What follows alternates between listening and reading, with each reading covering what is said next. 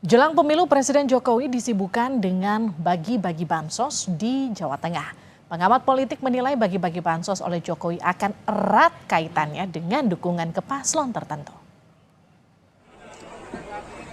Awal pekan ini, Presiden Jokowi disibukkan dengan bagi-bagi bansos di wilayah Jawa Tengah.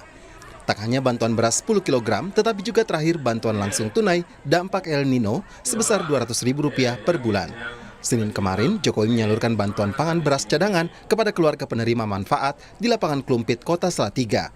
Jokowi menyatakan bantuan ini akan diberikan kepada 21,3 juta keluarga penerima manfaat hingga Maret dan Juni 2024. Hari ini adalah hari pertama bantuan pangan kita berikan. Ibu-ibu sudah dapat semua yang 10 kilo?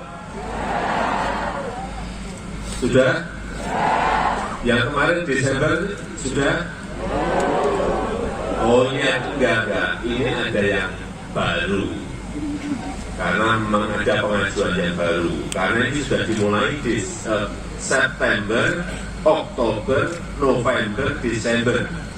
Sudah mulai 10 kilo. Tetapi ada yang memang mendaftar baru karena belum masuk dalam daftar. Sekarang berarti ibu-ibu kalau yang mendapatkan baru pertama kali ini yang terdaftar baru. Dalam kunjungan di Salatiga, Jokowi juga ditemani oleh Ibu Negara Iriana Jokowi. Iriana diduga berpose 2 jari dari dalam mobil. Namun saat ditanya soal simbol 2 jari Iriana, Jokowi tidak menjawab, hanya menyebut menyenangkan bertemu dengan masyarakat. Ya kan Katanya Ibu. menyenangkan. Nggak tahu, ya menyenangkan. Cukup ya, Pak. Kan kalau ketemu masyarakat kan menyenangkan. Sebelumnya, Jokowi telah menyatakan Presiden boleh memihak dan boleh berkampanye sebagai pejabat politik. Pengamat politik Ujang Komarudin menilai bagi-bagi bansos oleh Jokowi akan erat kaitannya dengan dukungan ke paslon tertentu. Ujang menilai jika tingkat kepuasan masyarakat tinggi untuk Jokowi akan berefek positif pada paslon dukungannya. Bantuan bansos Pak Jokowi ini berkorelasi dengan pasangan 02. Suka tidak suka, senang tidak senang, diakui atau tidak gitu ya. Kalau kepuasan masyarakatnya tinggi kepada Pak Jokowi, lalu Pak Jokowinya mendukung pasangan 02 gitu ya, pasangan Prabowo Gibran, ya maka pasangan 02 Prabowo Gibran akan mendapatkan efek yang positif juga, akan mendapatkan efek yang baik.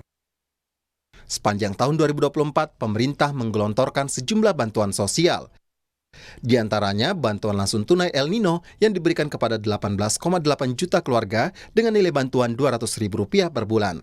Bantuan ini diberi mulai November 2023 hingga Juni 2024. Menteri Keuangan Sri Mulyani menyatakan BLT El Nino mencapai Rp7,52 triliun. Lalu ada bantuan pangan beras mulai Maret 2023 hingga Maret 2024. Ada 22 juta penerima bantuan pangan sebanyak 10 kg beras per bulan. Anggaran hingga Desember 2023 mencapai Rp18,6 triliun. Bansos lain yang juga masih diberikan adalah program Keluarga Harapan, bantuan pangan non-tunai, dan program Indonesia Pintar. Tim Liputan, Kompas TV.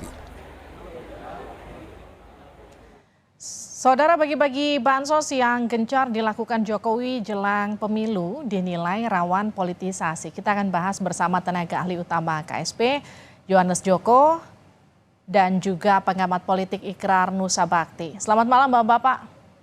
Selamat malam Mbak Vivi, selamat malam Pak Saya ke Ikrar. Mas Yohanes dulu. Jadi Mas, ini bansos kemudian dikaitkan karena Pak Presiden kebetulan hari ini juga menyatakan Presiden nggak apa-apa mendukung salah satu pasangan calon, toh juga ada kaitannya juga dengan politik.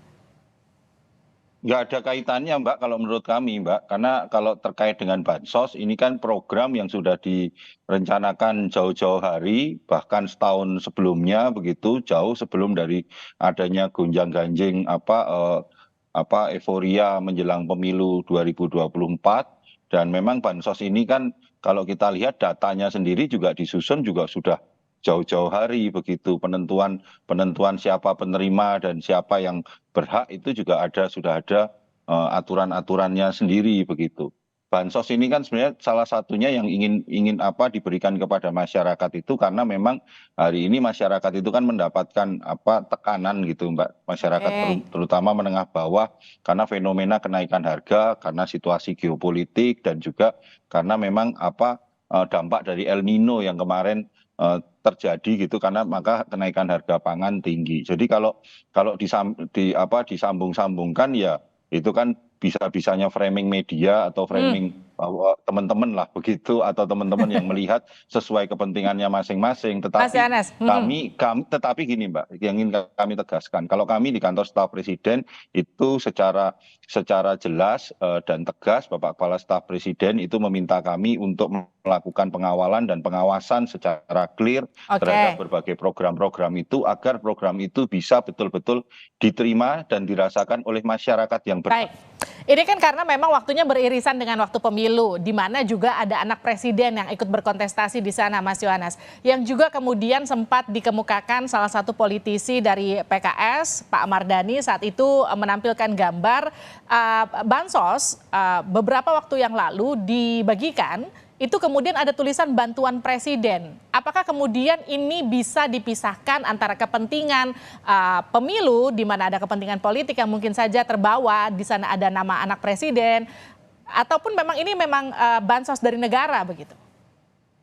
Ya kalau bansos kan dari bantuan presiden memang secara nomenklatur anggaran kan memang ada juga begitu Mbak, dan itu memang diperbolehkan. Tetapi sekali lagi seluruh bantuan-bantuan itu adalah bantuan yang berasal dari APBN. Penyusunannya bukan hanya melibatkan satu atau dua kementerian, tapi banyak kementerian dan bahkan melibatkan persetujuan dari teman-teman legislatif begitu. Saya ke Pak Ikrar. Pak Ikrar, kalau dikatakan bansos digunakan untuk kepentingan pemilu, bagaimana Anda merespon atau melihat soal itu? Ya, kalau buat saya itu memang sangat kasat mata ya. Tentunya Bung Joko sebagai orang KSP akan memberikan suatu penerangan yang berbeda kepada masyarakat dibandingkan kalau kami dari segi pengamat politik ya. Karena Anda lihat ya, misalnya mengapa bansos itu kemudian diperpanjang sampai Juni 2024 ini? Karena kita tahu bukan mustahil pemilu presiden khususnya ya, itu tentunya belum tentu satu putaran. Dan kalau 2 putaran itu kan berarti Juni juga masih ada persiapan pemilu putaran kedua gitu kan.